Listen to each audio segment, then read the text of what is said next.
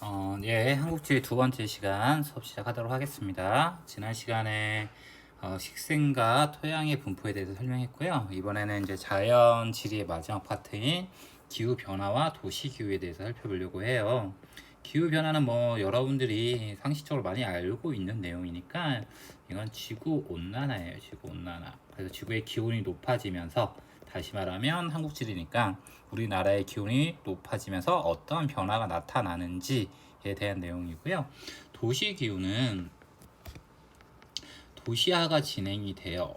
도시화가 진행이 된다는 것은 자연적인 요소에서 인공적인 요소가 많아진다, 이런 뜻이에요. 그래서 자연적인 상태에서 인공적인 상태로 변하면서 기후가 어떻게 달라졌는지 나타내는 게 도시 기후가 되고요.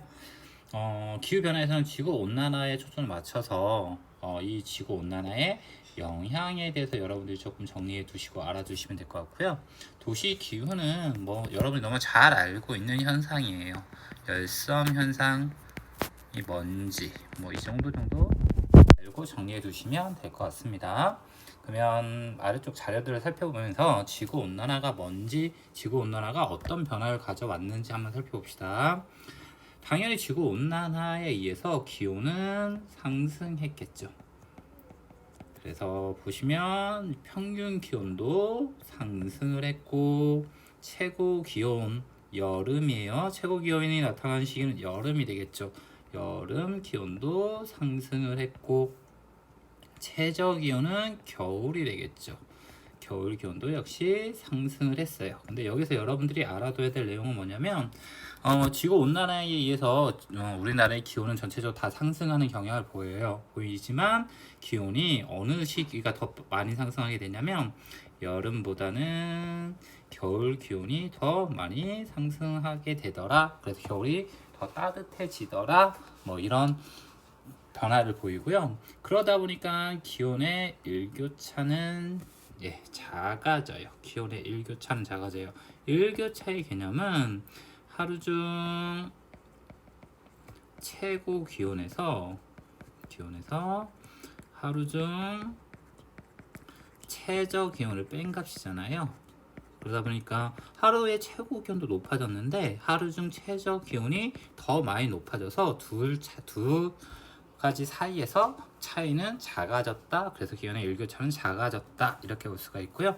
두 번째는 이제 계절이 어떻게 바뀌었는지 보면 됩니다. 여기서 말하는 12월부터 3월까지 있는 이 시기가 겨울이라고 부르는 시기가 되겠죠. 겨울이 겨울이 109일에서 91일로 겨울은 감소했죠.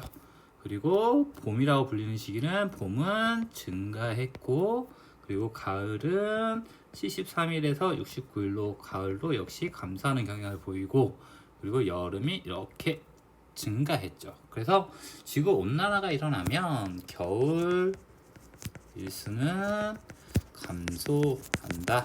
그리고 여름 일수는 증가한다. 이렇게 볼 수 있겠죠. 두 번째, 여기까지 내용은 이제 기온이 상승함에 따라서 어떻게 변화가 되는지 다시 여기까지 정리를 해보면, 지구 온난화가 일어나면 우리나라의 기온은 상승한다. 여름 기온도 상승하고 겨울 기온도 상승한다. 하지만 겨울 기온이 더 많이 상승한다. 그래서 여름은 계절별로 따졌을 때 여름의 일수는 증가하고 겨울의 일수는 감소하는 경향을 보인다. 이렇게 정리가 될 것 같고요. 강수량과 강수 일수 변화 봅시다. 강수량 보면 강수량은 전반적으로 늘어났죠. 강수량은 증가했어요. 강수량은 늘어났어요. 어느 계절 빼고 늘어났냐면 겨울 빼고 늘어났고, 그리고 강수 일수도 증가했어요. 그렇죠? 강수, 그러니까 비가 오는 전체적인 영 강수량도 늘어났고, 그리고 비가 내리는 날도 늘어났다라는 뜻이에요. 그런데 뭐가 뭐보다 더 크게 늘어났냐면 강수량이 강수 일수보다 더 크게 이렇게 늘어났어요. 그러다 보니까 어떤 특징이 되냐면, 비가 내리는 날이 늘어난 것보다 내리는 양이 더 많이 늘어났다는 뜻이죠. 그래서 집중호우의 형태로 강수는 많이 오게끔 변화가 됐죠. 그래서 한번 내릴 때 많은 양의 비가 내리게 된다. 그래서 집중호우의 형태가 발생하게 된다. 이 67페이지 자리에서는 이런 내용들을 살펴볼 수 있고요. 뒤에 보면 여기서 이제 선생님하고 아래쪽에 정리 하나 합시다. 그래서 지구 온난화에 따른 영향 이런 걸 알아두셔야 돼요. 영향. 첫 번째, 여름 일수는 어떻게 됐다? 여름 일수는 증가했다. 그리고 겨울 일수는 감소했다. 당연히 기온 높아지니까 그러겠죠. 두 번째, 여러분이 알아둬야 될 거는 무상 일수는 증가할까 감소할까요? 무상 일수는 증가하겠죠. 무상 일수라는 개념은 우리가 앞에서 선생님이 설명했는데 서리가 내리지 않는 기간을 무상 일수라고 얘기해요. 서리라는 현상은 수증기가 얼어붙는 현상으로 주로 겨울에 발생하죠. 겨울 일수가 감소했으니까 당연히 무상 일수는 서리가 내리지 않는 기간은 늘어났겠죠. 그러면 이 무상 일수는 왜 중요하다고 했어요, 선생님이? 무상 일수는 작물에 뭐하고 관련있냐면 재배 가능 기간하고 관련이 있어요. 그래서 서리니까 내리면 더 이상 작물을 농작물을 재배할 수 없기 때문에 무상 일수는 작물의 재배 가능 기간하고 동일한 뜻이에요. 그래서 당연히 무상 일수가 늘어났으니까 작물의 재배 가능 기간도 늘어났다. 이렇게 정리가 되겠죠. 세 번째 정리할 내용은 뭐가 되냐면 작물 재배의 북한계선, 그러니까 작물을 재배할 수 있는 가장 북쪽의 선, 그게 북상했는지 남하했는지를 물어보는 거예요. 뭘 예를 들어서 설명하면 좋겠냐면 감귤이에요. 감귤. 우리나라 감귤하면 제주도 서귀포시죠. 근데 지금은 지구 온난화에 의해서 감귤이 제주도 서귀포시에서만 이렇게 재배될 수 있었던 이유는 제주도 서귀포가 겨울이 따뜻했기 때문이에요. 근데 지구 온난화가 일어나니까 기온이 높아져서 남해안 일대도 겨울이 따뜻하겠죠. 그래서 제주도에서만 재배됐던 감귤이 남해안 일대에서 재배가 가능해지더라. 그러면 위쪽으로 북쪽으로 올라왔죠. 그래서 북한계선은 북상하더라. 이렇게 정리하시면 되고, 그 다음에 당연히 난류성 어족, 따뜻한 바닷물에서 자라는 물고기의 양은 늘어났고, 차가운 바닷물에서 자라는 한류성 어족은 당연히 감소하겠죠. 난류성 어족의 대표적인 게 오징어 같은 것들이에요. 오징어 같은 것들은 늘어나고, 한류성 어족의 대표적인 건 명태 같은 거예요. 그래서 동해바다에서 오징어의 어획량은 늘어나고, 그리고 명태 같은 어획량은 감소한다. 이것도 지구온난화의 영향이 되겠고요. 당연히 지구온난화가 일어나니까 해수면이 어떻게 될까요? 육지에 있던 빙하들이 녹기 시작하면서 녹은 물이 바다로 유입되니까 해수면은 상승하겠죠. 상승하면서 저지대가 침수되는 그런 일이 발생하겠죠. 이건 여담인데 많은 학자들이 지금과 같은 지구온난화가 계속되면 해수면이 상승해서 우리나라의 대표적인 항구 도시인 부산이 바다에 이렇게 잠기는 그런 일이 발생할 거라고 얘기하기도 하죠. 그 다음에 고산식물의 분포 하한 고도예요. 고산식물은 해발고도가 높은 곳에서 자라는 식물이에요. 그걸 고산식물이라 얘기하는데, 고산식물이 왜 해발고도 높은 곳에서 자라냐면 이 고산식물은 기온이 너무 높으면 못 자라요. 그러니까 기온이 낮은 해발보다 높은 곳에서 자라는 식물 얘기하는데, 따뜻해지니까 이 고산식물은 당연히 더 해발고도가 높은 곳으로 올라갈 수밖에 없겠죠. 그래서 고산식물 분포 하한 고도는 상승하더라. 이 지구온난화 관련해서 시험 문제는 거의 이 영향에 대해서 물어보니까 이 내용만 정리해 두시고 좀 알아두시면 될 것 같습니다.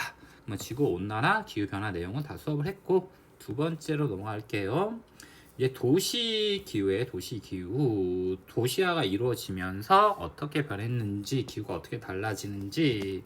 그래서 위에 있는 이 그림은 도시화 이전을 얘기하는 거고, 그리고 아래쪽은 도시화 이후를 얘기해요. 그래서 어떻게 이해하시면 좀 편하냐면, 도시화 이전은 숲, 운동장 이렇게 이해하시면 돼요. 숲이 있거나 운동장 상태를 얘기하는 거고, 도시화 이후는 아스팔트라고 생각하시면 됩니다. 그래서 도시화 이전은 숲이나 운동장 같은 것들 상태에서 나타나는 기후를 얘기하는 거고, 도시화 이후는 아스팔트 위를 생각하면서 수업을 들으시면 이해가 쉬울 것 같습니다. 봅시다. 도시화 이전과 도시화 이후. 당연히 도시화 이전의 평균 기후는 낮다, 그리고 높다, 이렇게 볼 수 있겠죠. 도시화 이후에 평균 기온이 상승하는 걸 뭐라고 얘기하냐면, 이걸 열섬 현상이라고 얘기해요. 열섬 현상. 열섬 현상은 도시 기온이 주변 기온보다 높아지는 현상을 열섬 현상이라고 얘기를 하는데, 도시 기온이 주변 기온보다 높은 현상을 열섬 현상을 얘기하는데, 왜 도시가 주변 지역보다 기온이 높아지냐면, 이 도시에서 뭐가 발생하냐면 인공열이 발생해요. 인공열. 그러니까 자연적으로 태양빛을 받아서 만들어진 열이 아니라 자동차에서 뿜어져 나오는 열기, 혹은 에어컨 실외기에서 뿜어져 나오는 열기, 이런 인공열 때문에 평균 기온이 도시가 주변 기온보다 높아지는 현상을 열섬 현상이라고 얘기합니다. 습도 봅시다. 습도는 뭐 알죠? 습한 정도를 얘기하는 거예요. 그러면 숲이 더 습할까요? 아스팔트 위가 더 습할까요? 숲에 들어가면 약간 축축한 느낌이 들죠. 그건 습도가 높다라는 뜻이 되고요. 그냥 아스팔트 위는 어때요? 비가 와도 금방 말라버리죠. 말라버리니까 상대 습도는 낮다라고 얘기를 해요. 이건 왜 그러냐면, 숲이나 토양 같은 경우는 비가 내리면 물을 머금다가 천천히 증발하면서 습도를 높여주는 효과를 가져와요. 그런데 아스팔트는 비가 내리면 대부분의 물은 하천으로 바로 들어가 버리고, 그리고 남은 물들은 바로 말라버리죠. 그래서 상대 습도는 도시화 이전이 높고 도시화 이후는 낮다, 이렇게 보면 되고요. 운양은 구름의 양이에요. 구름의 양. 도시화 이전은 적다라고 얘기하고 많다라고 얘기해요. 도시화 이후에 구름의 양이 많아지는 이유는 수증기가 상승해서 응결돼서 구름이 만들어져야 되는데, 그때 필요한 게 응결핵이라는 게 있어요. 그 응결핵에 해당한 역할을 하는 것들이 바로 대기 오염 물질 같은 것들이에요. 그러다 보니까 대기 오염 물질 양이 도시화 이후에 더 많으니까 구름이 더 자주 끼는 거예요. 강수량은 당연히 적다, 많다, 이렇게 얘기할 수 있겠죠. 왜 그러냐면 구름이 더 많으니까, 구름이 포화돼서 근데 더 이상 머무르지 못하면 내리는 게 비니까 강수량이 더 많아지겠죠. 평균 풍속 봅시다. 평균 풍속. 풍속은 도시화 이전은 강하다, 그리고 도시화 이후는 약하다, 이렇게 정의할 수가 있어요. 도시화 이후에 평균 풍속이 약하냐면, 도시화는 높은 건물들이 많잖아요. 그러니까 이 건물들이 바람을 막아주는 역할을 해요. 그래서 평균 풍속이 약해지는 효과를 가져옵니다. 예, 이렇게 정리해 두시면 될 것 같습니다. 그러면 69페이지에 문제 풀어보고 오늘 수업 마치도록 할게요. 봅시다. 다음은 내 자료의 지역별 얼별 평균 기온과 강수량 변화를 나타낸 것이다, 이렇게 되죠. 내 지역에 공통적으로 나타나는 현상으로 옳은 것은 첫 번째, 봄철 강수량이 감소하였다. 여기 보니까 여기에 봄철 강수량이 어떻게 됐어요? 플러스 값을 보이니까 늘어난 것 같죠. 그래서 틀린 말이고, 기온의 연교차는 작아졌다. 맞는 말일까요? 틀린 말일까요? 기온의 연교차는 이건 그리고 2번은 조금 이따 살펴보고, 3번은 여름철 평균 기온은 낮아졌다. 아니겠죠. 지구온난화가 나타났으니까. 강수량의 계절 차가 어떻게 됐어요? 여기하고 여기의 차이가 커졌죠. 여름에는 이만큼 줄었고, 강수량이 여름에는 이만큼 늘었고, 겨울에는 감소했고, 늘었고 감소했고, 늘었고 감소했으니까 커졌다, 이렇게 얘기하겠죠. 기온과 강수량 변화가 가장 큰 계절은 일치한다. 기온이 가장 크게 변한 거는 겨울이 되고요. 강수량 변화가 가장 큰 것은 여름이 되겠죠. 그래서 일치하지 않겠죠. 그리고 기온의 연교차는 작아졌다. 기온의 연교차 전체적으로 어때요? 높아졌고, 겨울이 기온이 높아졌고, 겨울 기온이 상승했죠. 그리고 여름 기온은 대부분이 어떠냐면 여름 기온은 내려갔어요. 그러면 겨울과 여름 기온의 이 차이가 기온의 연교차인데 이 차이는 작아졌겠죠. 그래서 기온의 연교차가 작아졌다. 2번이 정답이 되겠네요. 2번 문항 봅시다. 2번은 숲이 보이니까 이건 도시와 이전이 될 거고요. 나는 건물들이 보니까 도시와 이후가 될 거예요. 그래서 A에 들어가는 거는 도시와 이전에 높았던 거고, 그리고 B에 들어갈 것은 도시와 이후에 높은 수치를 찾으면 되겠죠. 도시와 이전에 높은 거는 상대 습도가 높죠. 그리고 빗물의 지표 유출량, 이 말은 무슨 말이냐면 비가 내리면 땅 위에 물이 얼마만큼 흐르느냐는 뜻이에요. 아스팔트는 물을 흡수하지 않기 때문에 땅 위로 물이 다 흐르죠. 그래서 빗물의 지표 유출량은 도시와 이후가 도시와 이전보다 더 크겠죠. 그래서 이것도 아니고 이것도 아니고 정답이 1번 아니면 2번이겠네요. 그리고 나에 해당하는 건 도시와 이후에 더 높은 것은 평균 기온이겠죠. 토양 내 수분 함량은 도시와 이전이겠죠. 토양이 물을 머금고 있으니까. 그리고 도시와 지표 유출량을 설명했고 상대 습도는 도시와 이전이라고 얘기했고, 그래서 정답은 1번이 되겠네요. 최대한 빨리 수업하려고 조금 막 급하게 수업하다 보니까 좀 버벅거리는 점이 있었는데 양해 부탁드립니다. 오늘 수업은 여기까지 하도록 하겠습니다.